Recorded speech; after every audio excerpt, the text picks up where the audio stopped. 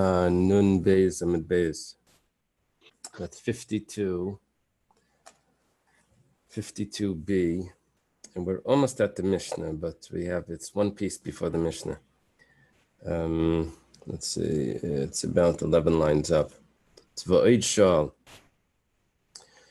What happened was we were discussing kalim for an animal that become tamei. They have to go to the mikveh. So we said rings really shouldn't be tamei. Someone asked, the student from the Upper Galilee asked Rabbi Eliezer, I heard that there's different types of rings. Rabbi Eliezer said that's only regarding Shabbos, not for Tumah. So he says, really? For Tumah not, but the rings of a human are tamei, become tamei. Rings of an animal don't. He said, well, it was talking about human rings. They're all the same. I said, really? But it depends what it's used for. If it goes on his finger, or if it's used to close some clothing for him. So it says, yeah, he was talking about the finger. All of those rings are the same. So he says, really? But on the finger also, there's differences if it's made out of metal or made out of wood. He says, okay, we were talking about the metal. So all metal finger rings for humans are all the same. Okay. Now he says, V'oid Shal. That's where we'll start. He also asked, the student asked Rabbi Eliezer, Shemati shecholka min machat l'machat. I've heard that there are differences between needles. Shabbos. Yeah, there are differences in needles regarding Shabbos, which means carrying a needle on Shabbos. Because it could be that it's decorative. It's like jewelry. Maybe it's a pin that looks nice or something, and that could be acceptable. But a needle that's used for sewing, that's not acceptable to carry on Shabbos. Dilin and Tumah, that's where you have the differences, because regarding Tumah, impurity, all needles are the same, they all become Tumah. The Gemara says, really? All needles are the same regarding impurity? It's not true. A needle that the hole at the eye of the needle was taken off, or if the pointy part of the needle came off, it becomes pure.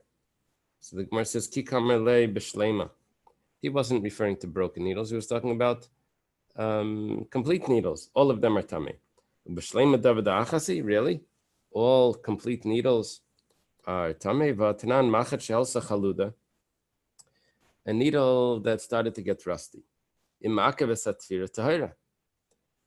it stops if you can't sew with it, then it becomes tar. It's not a utensil. So you see, there are different types of needles. Some are tamei, some aren't. It says vim lav tmeya, but if it can still sew with it, it's still tamei. And the yeshiva of Rabbi Yanai, which is the early Eretz Yisrael Amora, he says that's only if it still looks like a needle. Sometimes the rust can go on it. You can't even tell what it used to be.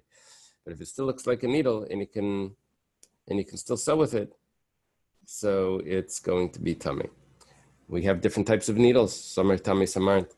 The Gemara says, Ki kamalei b'shifa, kamalei. If it's shifa, is that it's clean from rust. It's wiped. It's sanded down, so it doesn't have any of the rust in it. B'shifa david achasi. Really? All needles are exactly the same if they're not rusty. There's vatanya machat bein nekuva bein ein nekuva mutal l'taltla b'Shabbos. V'layamrina nekuva l'inyan tumah b'vad. It says that a needle, whether it has an eye in it, whether it has a hole or not, you're allowed to move it on Shabbos. That's interesting. Why are you allowed to move it on Shabbos? One is used for sewing. Well, it has a second purpose. Second purpose is that you can move it if you need to take out a thorn, a splinter. So you're allowed to move it for that. So it does have a kosher, a permissible usage. So then why is there a difference between, why did you say whether it's this or whether it's that, whether it has an eye in it or not? He says, oh, that's a difference regarding tumah. Aha, that means regarding tumah, a needle without an eye is going to be tar. Why did Rabbi Eliezer say to the student that all needles are the same? It says like this. Abaya translated this according to Rava, that is talking about a needle that wasn't completed being formed. The way it works with tumah is that it will remain pure until its production, until it's the way it's manufactured is complete. So once it's a complete needle, then it's going to become tameh. But until then, it's not considered done. It's not considered a finished product. So it's not going to be considered a vessel. So there is a difference between needles, but not once they're completed. Once a needle is completed, then it's going to always be tameh. You're not worried. If they had tetanus back then, and okay.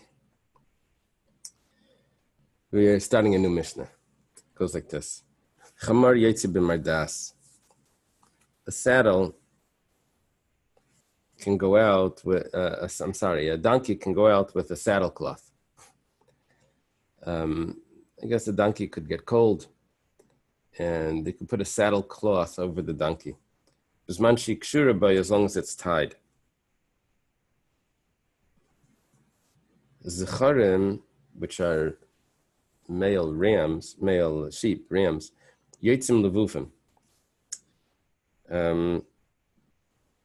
This means, I think, we're going to go through this in the Gemara later, but there's a bunch of types of cloths that cover over the private organs, not private for an animal, but the reproductive organs, so to stop them from mating or to cause them to mate or whatever. Recheles, sheep, yetzis shechuzes, kavules, kavunes.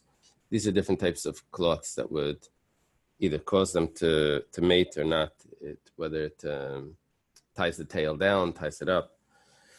We'll see in the Gemara. Ha'izim yotzes tzururis. Goats can go out with their udders tied. It means a cloth would go under the animal to protect the udders. There's different reasons why they would do this. One is so the milk should stop.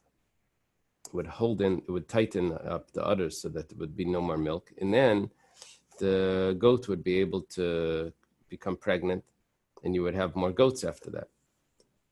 Another possibility is that you just didn't want the milk or the udder to get dirty, so you were protecting it. And there would be a difference in how tight you would tie it. If you would tie it very tight, then it would stop the milk production. And if you tied it loosely, then it would just protect the udder from getting scratched and ruining the milk. Rabbi Yosi says all of this is asur. You can't tie them up. All of these are considered a load on the animal. Except the kavunis of the sheep. That this was a type of cloth that would protect the wool. It was a cloth that went over the wool. It would protect the wool from getting dirty. Rabbi Yehuda says there's a difference on when tying up goats, the udders on the goats. Depends why you're tying it up. If you're tying it tight to stop the milk production, so it should dry up the milk, so then it's tied tight, and that's no concern that you may end up falling off and you're carrying it. But l'chalev, but if it's just to protect the milk, not to stop the milk, but to protect it from getting dirty, so that is tied loosely, and that's a concern. So, different opinions here.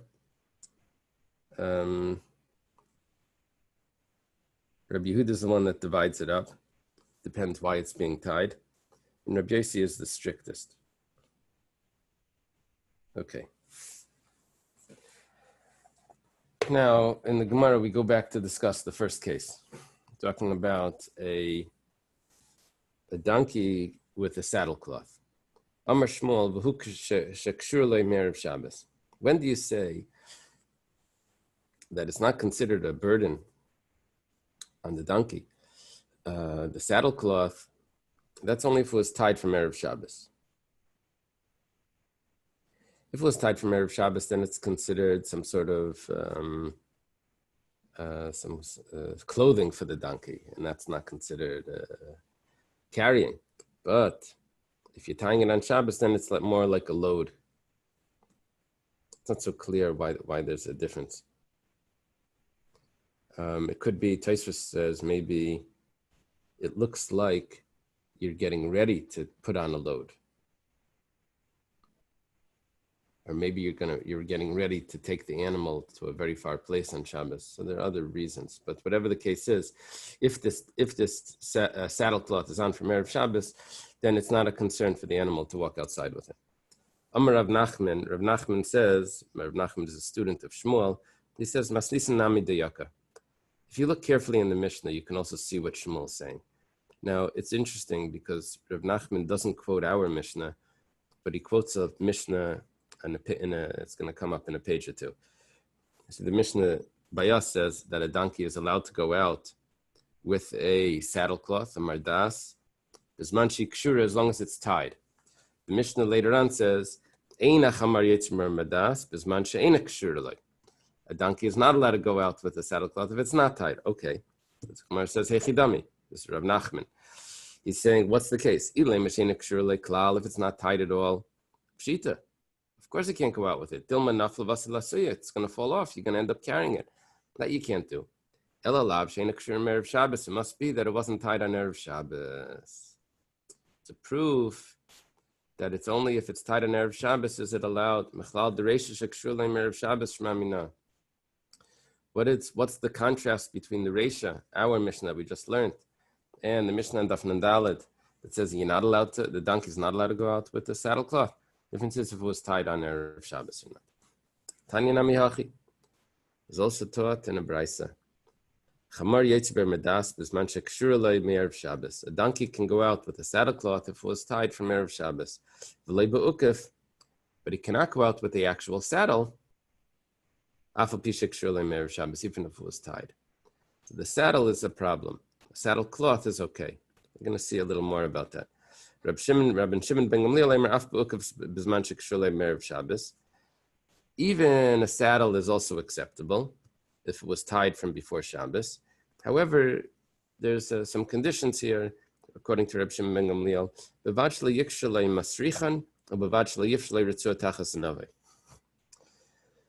If you were getting a load onto the animal, then there would be a concern if the animal goes uphill or if it goes downhill. What would happen is if you have a saddle that's just tied on and you go uphill, the load is going to fall backwards. If you go downhill, the load is going to fall onto the animal's head. So what you would have to do is put a brace on the saddle in the front so it doesn't fall back when the animal's walking uphill. And you have to put a brace in the back to hold the saddle in the back so it doesn't fall onto the animal's head when it's going downhill. So those things you're not allowed to put on. So the saddle itself, what Rabbi Shimon ben Gamliel is referring to, is that you're putting it on just because the animal is cold.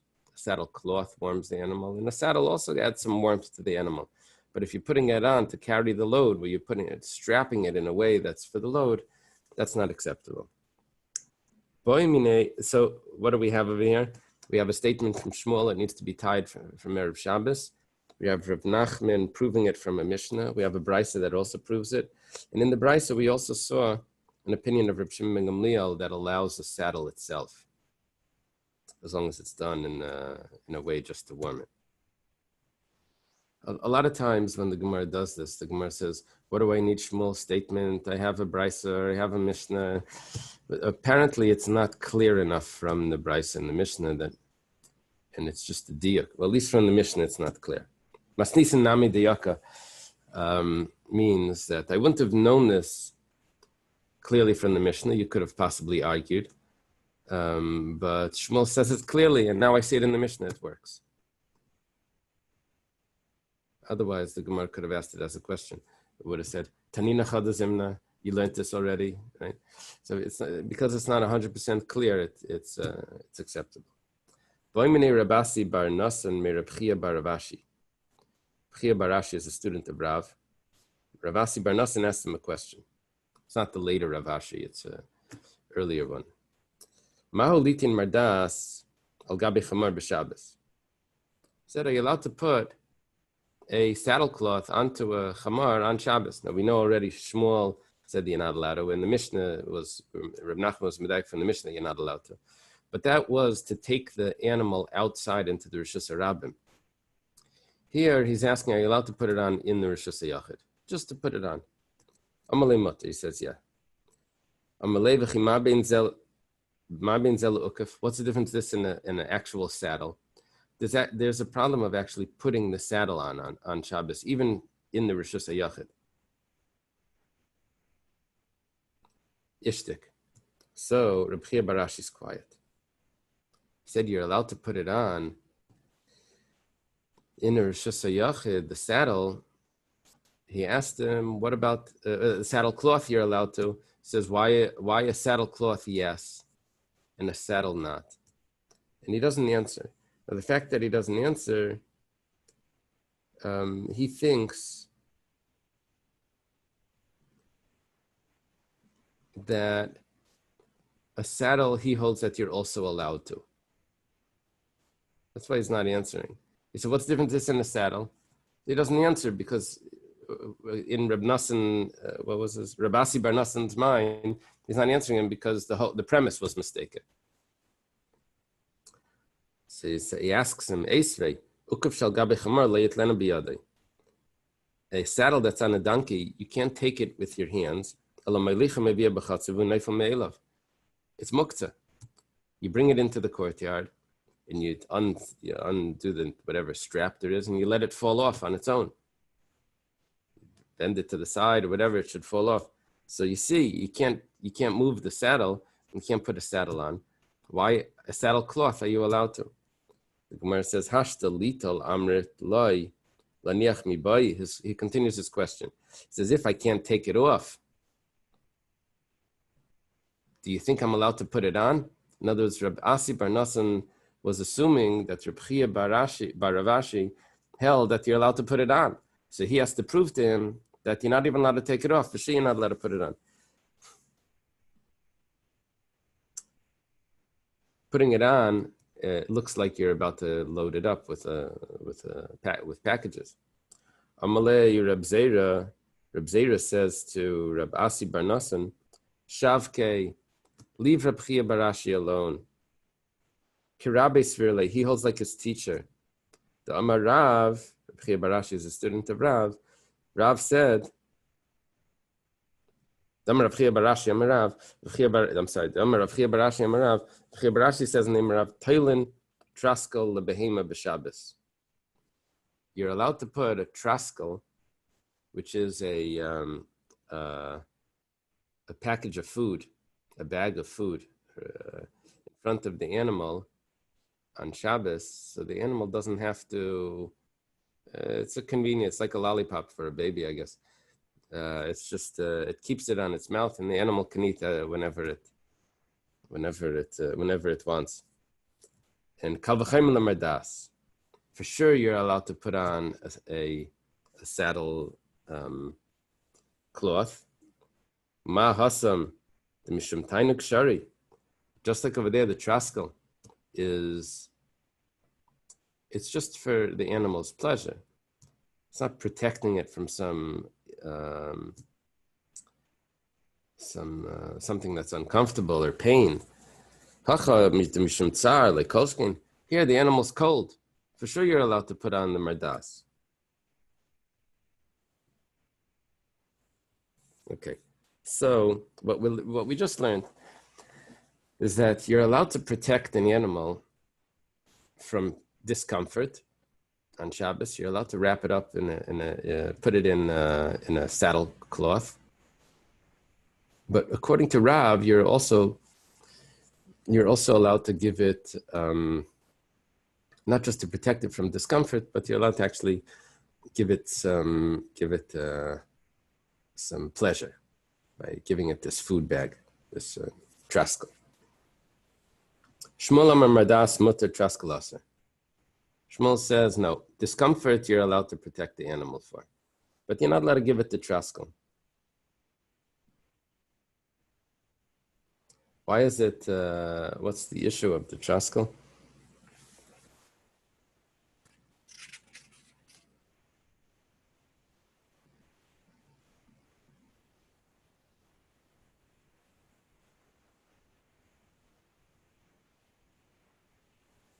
I guess it looks like you're taking it you're going to be taking it out on a journey or something. But Rav is more lenient when it comes to the animal's enjoyments, and Shmuel is more strict. Shmuel says that you can't give it this extra bag. Also, Rav Chia Bar Yosef, Amar l'shmaita de Rav kamei de Shmuel.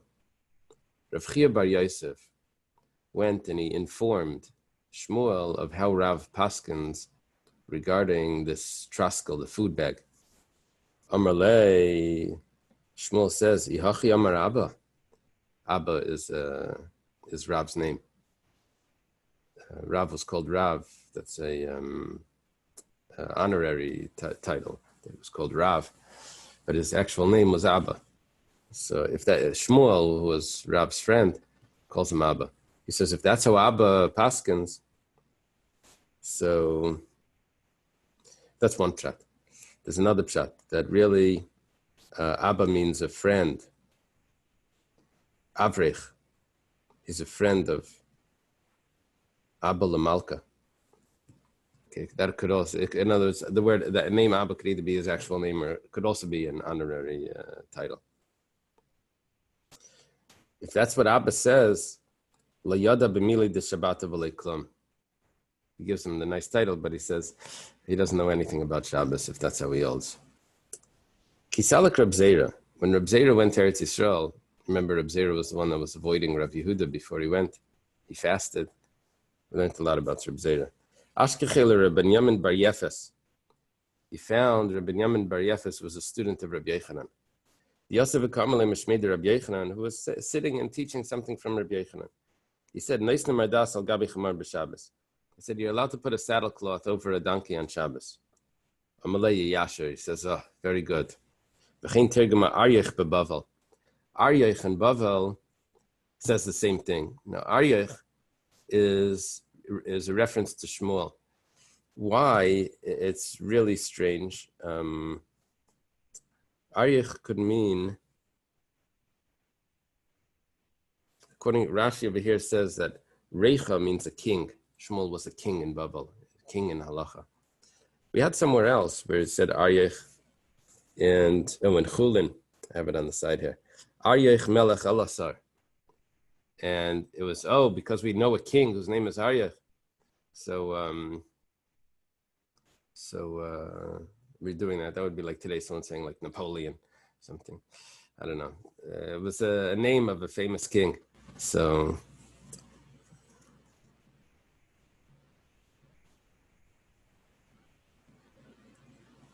they say over here that Aryech Melech Elasar, that the halacha is like Shmuel Bedine, but not with Al and Aser, not with Al Melech Elasar, not with Al and Aser.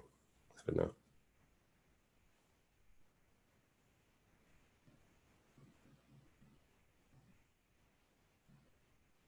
Chutz mila inyan Iser, Deina lacha kavasei al. Okay. So he says, Reb Zera is hearing Rabbi Binyamin Bar Yefes paskin, and he says, Aryech says the same, which means Shmuel holds the same, that you're allowed to put a mardas, a saddlecloth, over an animal to warm it. Aryech Manu, Shmuel. Who is Aryech? Shmuel. The Gemara says, 1 second. Everyone holds that you're allowed to put the saddlecloth. There was no machlekes about that. But Rav Nami Amra. Rav also says that you're allowed to put a saddle cloth on. Rabbi Binyamin Bar Yafes concluded that you can't put the food bag over his face. So, Rav holds that you're allowed to. Shmuel holds that you're not. That means Shmuel agrees with Rabbi Yochanan. Amalei Yasher, correct. Okay. What we see over here is the Kuli Alma Miyas Merdas Mutter. Everyone holds that to put the saddle cloth over the animal, that's fine. Maishna Miyukif. Why did he make a big deal that if the animal comes into the chutzner, you can't even take the saddle off. You have to loosen it and then let it fall off. And over here, you're allowed to put a saddle cloth on, but not the actual. But you can't even take off a saddle. So Shani Hasam Defsha Denafel Mamela. Over there, look, you could get it off on its own without actually removing it by hand. So we try to do things that are the least involvement. So you can let it fall off. It actually will fall off. So you do it in that abnormal way, let it fall off. Okay. Rav Papa says there's a difference. Kan lecham kan letzanna.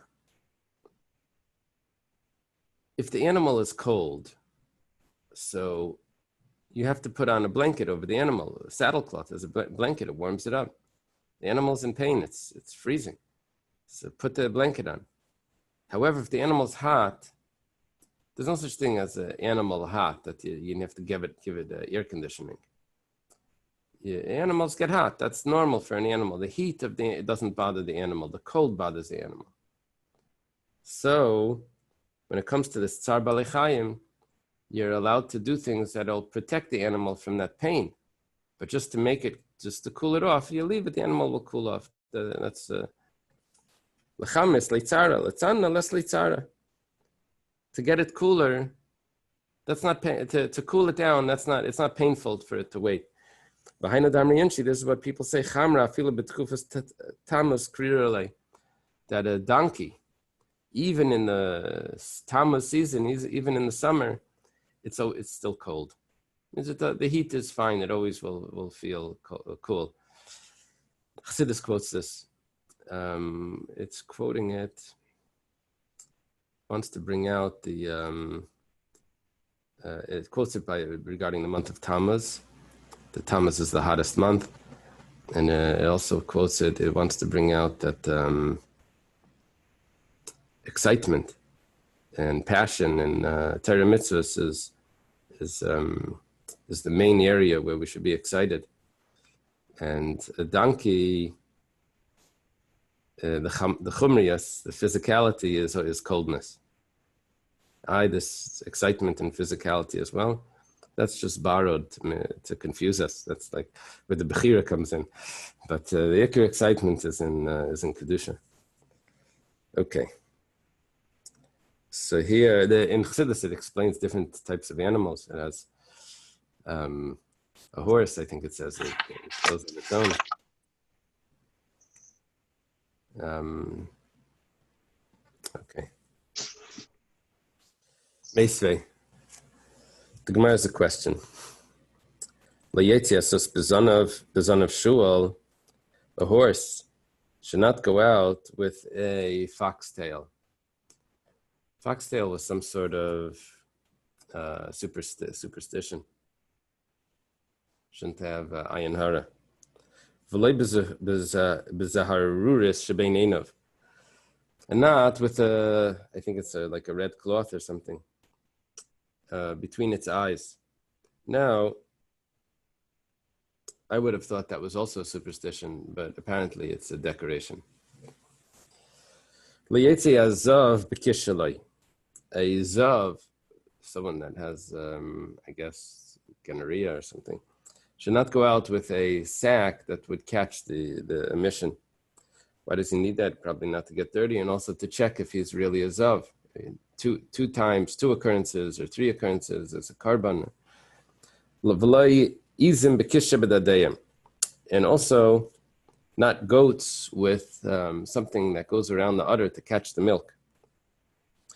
V'loi para b'chasum shebepiyah, and not a cow with a muzzle over its mouth. This was something that they would take off when it came to the grazing area. They would remove it. Otherwise, it would stop at every yard and start eating. V'loi siyachem b'traskelin shebepiyah, and also siyachem are young horses, a foal, with the traskel on their mouth, l'shus rabin. And none it can't go out into the l'shus rabin. V'loi behema b'sandal shebaraglah. An animal can't go out with a metal shoe on its foot. The reason for that was because it could fall off and you would end up carrying it. I'm not sure if it's a horseshoe. Excuse me, what's the issue with the Zav?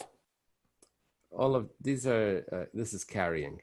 The Zav is going to wear some sort of pouch that's going to catch the emission. Now, to wear that pouch on Shabbos is considered carrying. Because it's not really a labush? Right. Okay. Yeah.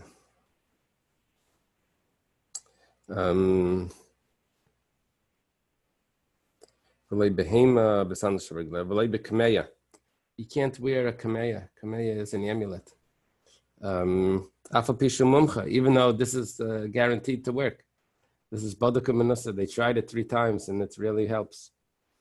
This is a stringency that animals have over people. Now, at the beginning, we're going to assume that this is talking about the amulet, that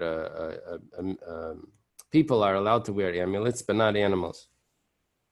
But you can go with a bandage over a wound.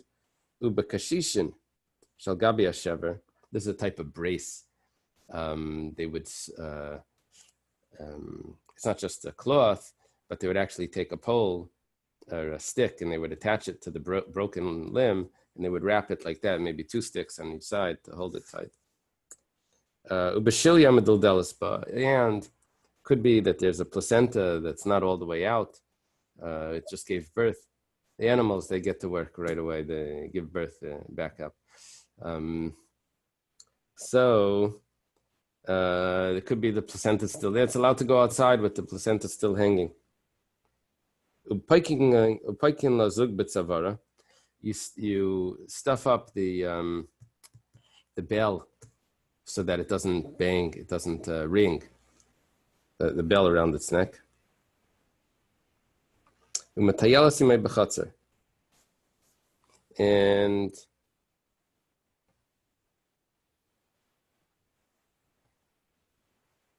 And you can go with that bell in the chutzner, but you can't take it out into the Rosh Hashanah with that bell, even though it's not ringing. When people see the bell, it looks like it's going to the market. It would be a way of telling everyone that they're selling a cow or something similar to the way the ice cream truck comes around. But they would sell cows, not ice cream. So it would ring and people would come see. Okay. Ketani Mias, we learned V'leisiachen betraskelin shebepiyam l'Rosh Hashanah. Oh, they can't wear a traskel into the Rosh Hashanah. Traskel was the food bag that they would put over the face. Can't wear this food bag into Rosh Hashanah. The Gemara is medayik. Rosh Hashanah hu delay. It's only to the public area that it can't wear it. Ha b'chatzer shaperdami. But it's allowed to wear it in the courtyard. Oh, the mask, I see. Is that what they're doing under those masks? They're eating sandwiches? That's a guy with a taco. Oh, taco, okay. That's a big thing. Good job. They said when they would go down, this guy comes to show. He thinks on Yom Kippur, he thinks when everyone's on the floor with the talis over their head, they're eating a snack. Right there. So, but apparently b'chatzer shaperdami. It was only in the court, only to go out into Rosh Hashanah. He's not allowed to wear the traskel, which is the food bag. But in the courtyard, that sounds like it's not a problem. My love, you see, here's the thing is like this. The Machlekes Rav and Shmuel was regarding if you have to be concerned. It's clear that you have to be concerned about Tsar Balei Chayim for animals. But what about giving it more enjoyment? Is that also something that's permissible on Shabbos? Rav held yes. Shmuel held no. You don't do things that will give the animal more enjoyment, just to make sure it doesn't have discomfort. Now, the food bag is important for small animals, but large animals are able to reach wherever they need to reach with their neck. They're able to eat. So when the Gemara is suggesting over here that if you're allowed to have a food bag, I don't know what the word for it is, a traskel over on an animal, if it's a large animal, then that's purely for enjoyment. But if it's a small animal, then that's not just enjoyment, that's because of Tsar Balei Chayim. It's not going to be able to eat. It won't be able to reach wherever food it needs to get. The neck is very short. So my love, you see clearly from the Brisa that you have to be concerned about tainug, about enjoyment for the animal. The Gemara says, "Loi." How do you know that's what the Brisa is talking about? You have no proof that it's biktanim.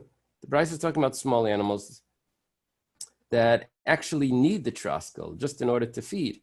So mishum tsar, and it's because of the pain, discomfort. The animal won't be able to eat.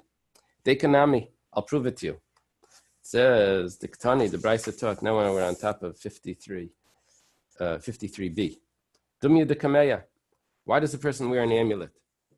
Because he has some sort of, not a person. Why does the animal wear the amulet? Because the animal has some sort of illness. So that's a real discomfort. He needs the amulet to heal him. So too, just like the amulet was because of tsar, so too the food bag is because of tsar, the traskel is because of tsar, because of discomfort. That's why the animal is allowed to wear it. So we have no proof to the opinion of Rav that you're allowed to wear, that you're allowed to put this on the animal just for enjoyment.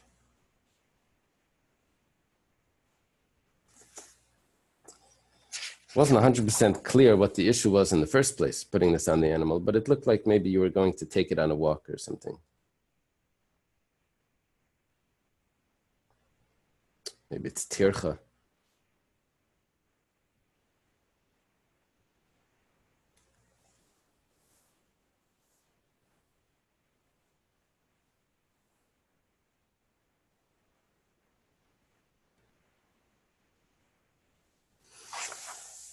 Okay, Amar Mar. It was taught before, the master taught, the animal is not allowed to wear a kameya, an amulet, on Shabbos, even though it's an amulet that really works. You tried it 3 times and it heals.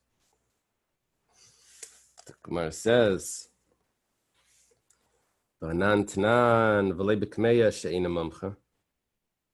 we have another Mishnah. It says that this is not talking about an animal, this is talking about a person. A person is allowed to wear an amulet on Shabbos, but only if it works. He's not allowed to wear an amulet that's not clear if it works. It wasn't tried or shapradami. But if it works, he's allowed to wear it. Why are you telling me an animal can't wear an amulet when a person can wear an amulet? What's the difference if it's not considered carrying for a person to wear it? So the same for an animal. The Gemara says, no, the animal is talking, we're talking about the animal is not allowed to wear an amulet that doesn't work. It's eina mumcha, it's not tested. The Gemara says, how could you say that? It's clearly written, even if it does work, the animal's not allowed to wear it. The Gemara explains, this type of amulet works for humans, but it's tested and it works. It heals humans, but not necessarily does it heal animals. This was only human testing. It wasn't tested for the animals. They haven't tested it on animals. In the animal market, it says human testing was performed, but we don't know if it works for animals. So the Gemara says, 1 second, is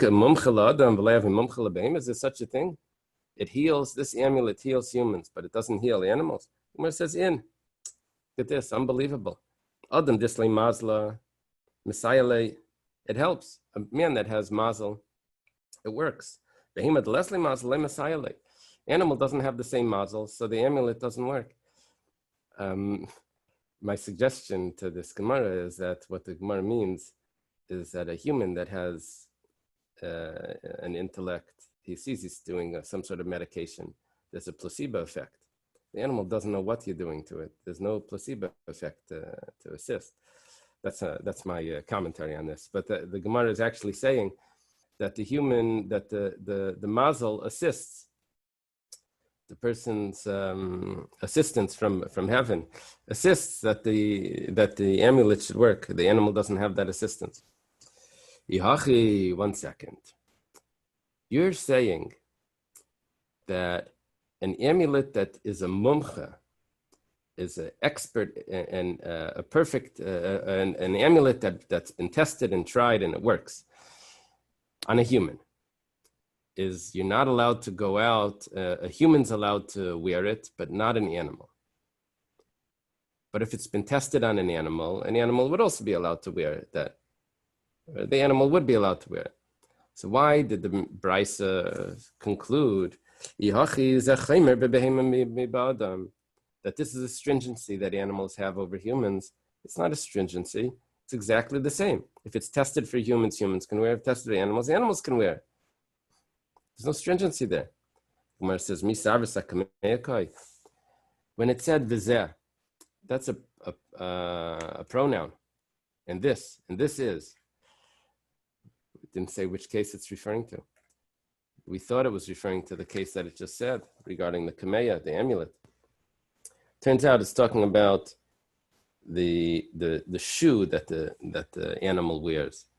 A human is allowed to wear shoes, and an animal is not allowed to wear shoes. Why? The shoe of the animal could fall off, and you're going to end up carrying it. Okay. Tashima, we have a question. The question is going to be both on Rav and Shmuel. We're discussing over here Tsar Balechayim on Shabbos. Tashima, there's big shilas, by the way. Before Pesach, all types of things. Some people, the dogs are diabetic, and they give them shots, and have to take temperature. There's all types of things that come up. And what are you allowed to do? There's halachas about every detail. So, Tashima Sachin Umefarkasin. It's really Mefarkin. Farkasin is like hops around after the head comes off. It's over here. It's on the side. It says it's Mefarkin. Sachin, you're allowed to put oil, to smear oil, and to scrape la'adam for a human. If a human has some sort of wound, you're allowed to put oil on it and to scrape. Oil that's medicinal is a problem, but regular oil is not. But you're not allowed to put oil and scrape the wound on an animal. It would be like a scab to scrape. My love, wow. The animal's in pain. You're not allowed to assist it. The Gemara says, lie. That's not what we're talking about. The Gamar Maka Mishum Tainug. There's no pain there. If there was pain, you'd be allowed to. It already healed. And it's just additional enjoyment that the animal would get. Maybe the scar tissue or something. Would assist it. That you're not supposed to do. Okay, we have an answer. Tashima, another question. Behema she'ach sadam. I don't have the word for this. I don't know what the English word is, but it says was grabbed by blood. I don't know. Some sort of illness. Is there, the art scroll give a word? Rashi gives a French word. Anpadura. Anpadura. Okay, it has what's the word? I don't know, but Dr. Stein is being very, very quiet in all this medicine stuff. He didn't say anything on the placebo effect. He didn't say anything about this disease. He's holding it off. Okay. He's not a vet. An animal that's ochsadam, apparently, it would be good for it to cool the temperature, but you're not allowed to do that. Adam shachsidam. So what for the animal? What are you not allowed to do? You're not allowed to put it in water to cool down. That would be beneficial for it, and you're not allowed to do that. Adam shachsidam amid naisa b'mayim shvil she'etztanen. Wow. A person you are allowed, and an animal not. It's a problem. It's a kasha on Rav and Shmuel. Both Rav and Shmuel hold that when it comes to tsar, you're allowed to assist the animal. Oh, there's a concern. You're going to grind the herbs on Shabbos. If you're going to put the animal into cold water, you're going to grind herbs. Where it says, what do you mean? Only for the animal you're going to grind the herbs? If you're going to start medicinal processes? So the Gemara says, Adam ner kameka. Well, people do go into cold water to cool down. They have a pool in the backyard. It's hot. They go to cool off. That's if it's a hot day, they go in to cool off. Officially, that's acceptable. You can't go into a hot, but just to cool down, that could be acceptable. They can't swim. Swimming is a problem. A bathing suit is a problem. But you can't go into a pool on Shabbos. You can't swim. Is this the heter I was looking for all these years? Possibly. Is your pool heated? I've been looking for it. Apparently, you can go in to cool down. Adam.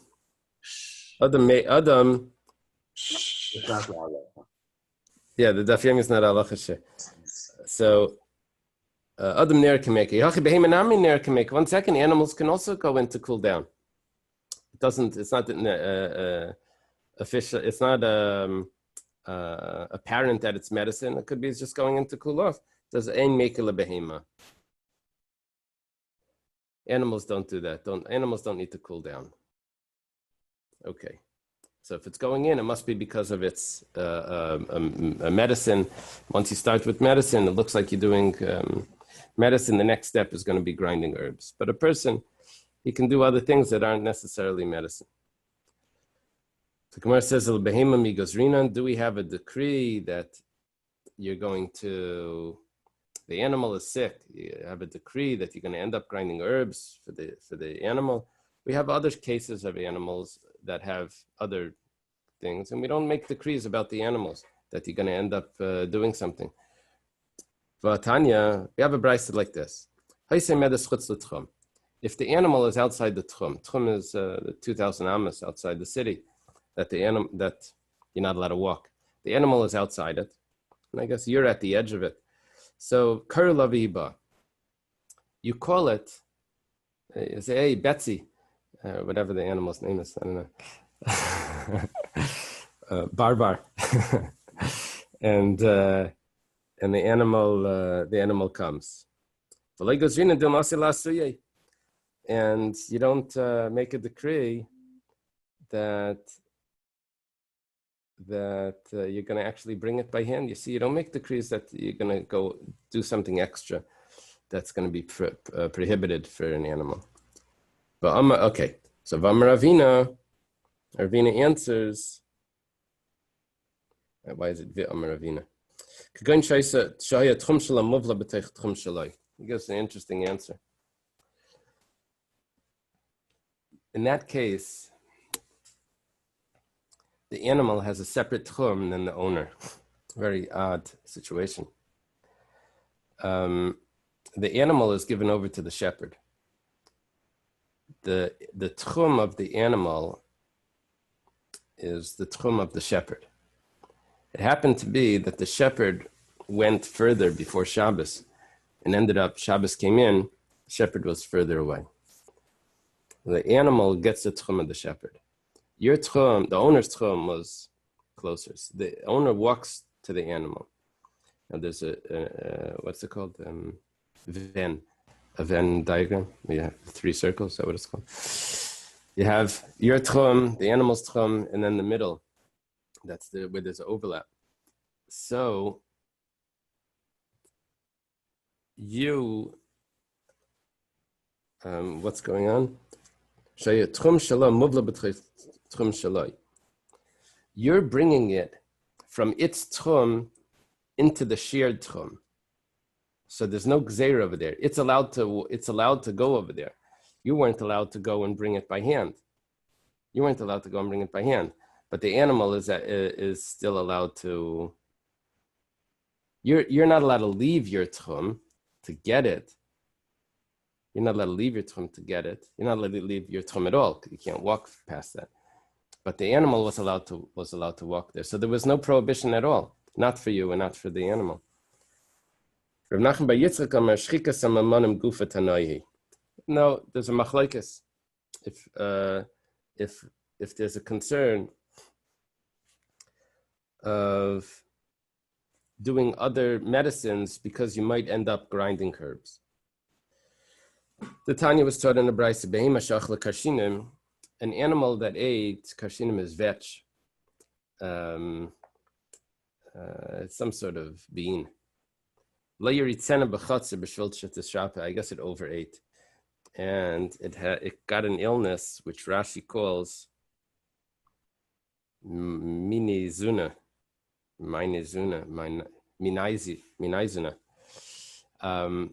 And what it needs to do is it needs to get relieve itself to get rid of what it ate. So what you would do for it to get its moving, its stomach working, is you would make it run a little bit in the courtyard. So you're not allowed to make it run. That's the first opinion, that Tanakama. Rabbi says you're allowed to. Okay, so there's a machlekes if you're allowed to do other types of medicines that aren't associated with herbs. So there's a machlekes over here. So that's our answer. There's a machlekes. Darash Rava taught halachik Rabbi the halachik Rabbi. Here it says Rabbi Yoshia. Rabbi Yoshia was later. Rabbi Yoshia was a Tana. Okay. Amar Mar, we was taught before. Zav is not allowed to go out with this pouch. And a goat is not allowed to go out on Shabbos with these containers that can catch the milk. But Tanya Yotzis we have another brayso that says that they are allowed to go out with that pouch to catch the milk. It depends how tightly it's tied. Rav Yosef Amar, Rav Yosef says, Tanoisha kalt me alma. What do you take different opinions and you pose them against each other and then you make it like there's a question there? Tanaihi, it's a machlokes. So you took two brises and you say, I have a kasha. It's not a kasha, there's two different opinions. We learned in our Mishnah. The Mishnah says the goats can go out tied up. The Rabbi Yosef says that they're not allowed to, except for the wool, that the cloth that protects the sheep on the wool, the wool on the sheep. Rabbi Yehuda says that they're allowed to go out to dry up the milk, but not to protect the milk. So Rabbi Yehuda holds you're not allowed to. Rabbi Yosef holds for sure you're not allowed to. Tanakama holds you are allowed to. Rabbi Yehuda really can say that both opinions, both prices is Rabbi Yehuda. And it depends the purpose of that pouch. Is it to dry up the milk so that the animal should then become pregnant? Or is it to protect the milk? One is tied tighter and one is looser. Tanya, Amar Rabbi Yehuda, Maisa be'izim based on tuch yeshoya dadeim gasam vasalam kisim kadesh liyisutu dadeim. Rabbi Yehuda actually says that there was a story with goats from Beis Antuchia, that the udders were very big. It would scrape the ground, get scraped on the ground, and they made a pouch for it. Taner Rabbanan was taught in a brayso. Ma'aseh be'echad shemesa ishtay. Story of a person. Everyone's heard this story quoted. Now you actually see it in the Gemara. Person, his wife died. V'nicha ben liyanik, but he had a son that needed to nurse. He didn't have money to pay for the wet nurse. He didn't have the money. A miracle happened. And he grew breasts like a woman. He was able to nurse his son. Rabbi Yosef says, look, there's such a great person. He had a miracle happened for him. Abai is a student of Rabbi Yosef. He says, Adarabba, in the country, how degraded this man is. That he had to become, well, maybe it means uncomfortable, but they had to change creation for him. Rabbi Yehuda says, look at this. Look at how difficult it is for a person to make a living. They could have created, God could have created food in his house, right? All of a sudden, it appears a bucket of grain for Dr. Stein, bananas, whatever. But that didn't happen. So in other words, to get actual food, that would take a huge miracle. But for the man to grow breasts and to nurse his baby, that was easier than to get actual food. You see how hard it is to get food? You see the proof? This is Rav Nachman's proof that a miracle happened and not that there was created food for him. We'll do one more. There's a story of a man married a woman that was missing an arm. He didn't realize that she was missing an arm until the day she passed away. Rav says, wow, this woman was so modest. Her husband wasn't able even to recognize. She was always covered. Wasn't able to recognize that she was missing an arm. Reb Chia is a student. Reb Chia is not the student. Oh, I have over here, I'm a Rebbe. Then Rebbe says at first, Reb Chia is the student of Rebbe. If it's Rav, then Reb Chia is a teacher. Reb Chia was his uncle. Zu darke bekach. This was normal for her. It's normal for a woman to be covered. Why are we learning this story now? Why did they throw this in here? Talking about, I guess,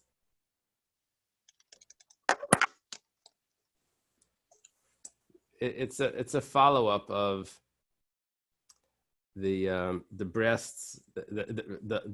That was a follow-up of the udders that were growing, and now here, I guess, I don't know. No, it was the man that's modest. He didn't even recognize his wife. That's what we're learning. That the man was modest. He never really looked at his wife to notice that she was missing an arm.